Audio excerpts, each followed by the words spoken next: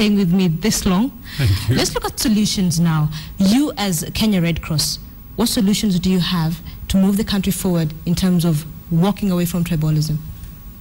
Well, what I would advise Kenyans, especially leaders, both in political, business, and otherwise. No, you as Kenya Red Cross, because you. Okay, so as Kenya Red Cross, we are saying we've been dealing with aftermath of all these emergencies.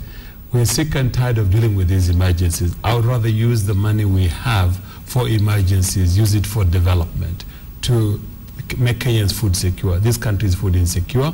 There are people who are on food aid all these years, and they don't need to be in food aid. We need to look at health, water, and sanitation. Kenyans, close to 60% are still drinking raw water today. So instead of me responding to firefighting and emergency all the time, we need to look at long-term development, Millennium Development Goals issues, to look at the well-being of these arid and semi-arid parts of this country that have been less developed over the years. So what are you doing to foster peace as Kenya Red Cross? What we're doing to foster peace, in fact, Kenyans do not know, but the conflict in Tana River 2 years ago between the Pokomos and the Ormas, we've managed to bring these communities together. We've managed to rebuild their homes and their lives and give them livelihoods, and now it is holding. God forbid that next political election doesn't bring any division.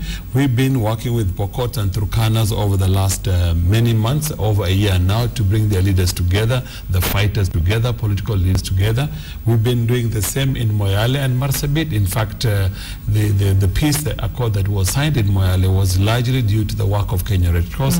Only last weekend we had offered to host the leaders in Wajir and Mandera to come together and sit and address this issue, because we are the first one to respond to these emergencies, and usually we're the last one.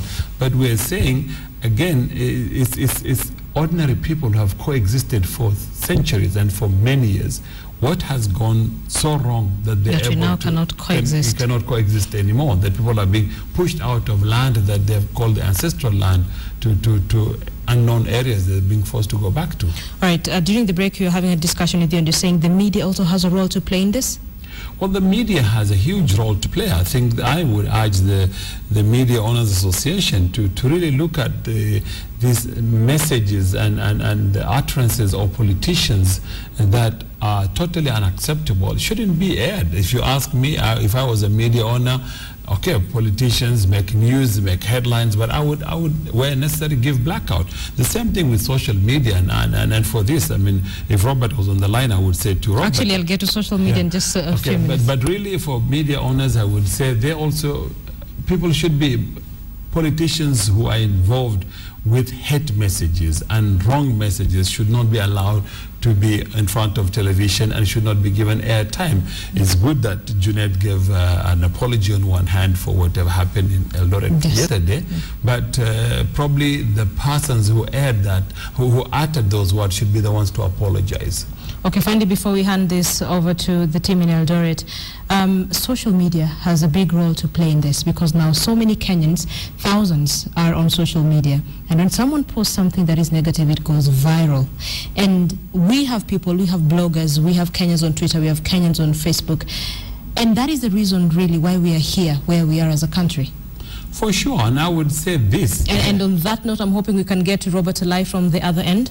Yeah, and this is what I'm saying. For me, I mean, social media, as you rightly say, Linda, goes viral. And this is where if I'm a blogger and I post something that would go viral, I should be very careful with what I say, because there are people who follow me.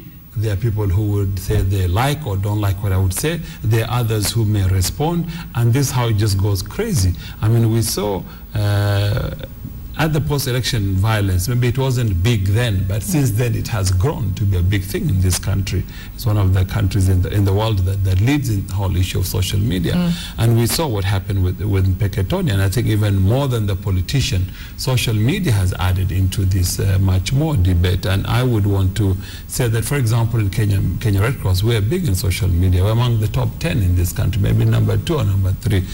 If Robert was leading to the other side. Actually, you can address him on your camera. I would say to Robert very quickly that Robert is one of the leading bloggers in this country, and a prominent one for that matter.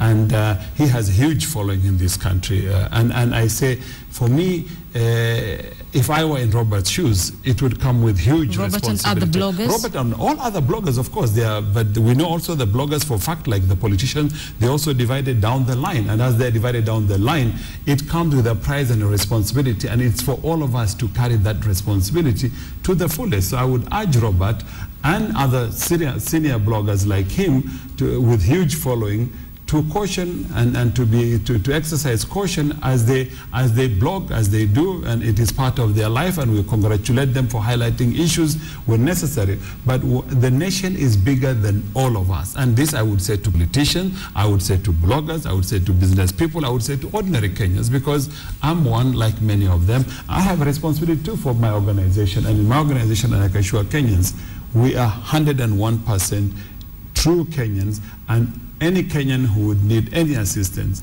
our slogan is that we'll always be there, irrespective of the cause. Abaskile, Secretary General, Kenya Red Cross, thank you so much for sharing your views on tribalism and for staying with us for this long. Thank you so much.